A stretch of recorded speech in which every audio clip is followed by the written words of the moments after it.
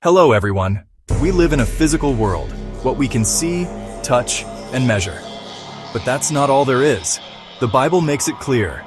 There is an unseen realm, a spiritual dimension more real, more powerful, and more permanent than anything we can see. 2 Corinthians 4:18 says, "We fix our eyes not on what is seen but on what is unseen.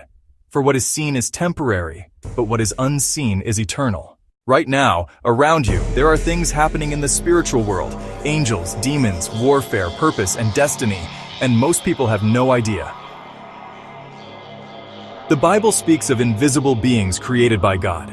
Angels, powerful messengers and protectors. Demons, fallen angels, working with Satan to destroy. Principalities and powers, spiritual rulers in heavenly realms. Just because you can't see them, doesn't mean they're not there.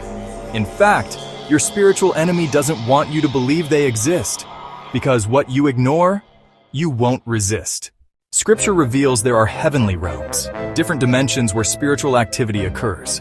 In Daniel 10, the angel tells Daniel he was delayed for 21 days by the prince of Persia, a demonic force in the spiritual realm.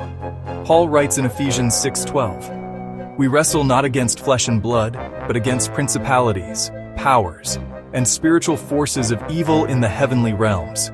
Your real battle isn't with people, it's with forces behind the scenes, and your greatest weapons are spiritual, not physical.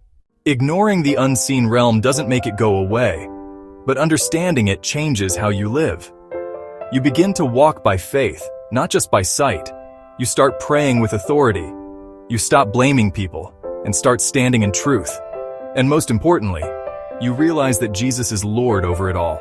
Colossians 1:16 says, "By him all things were created, things in heaven and on earth, visible and invisible." You were made for more than this physical world. You are a spiritual being in a temporary body.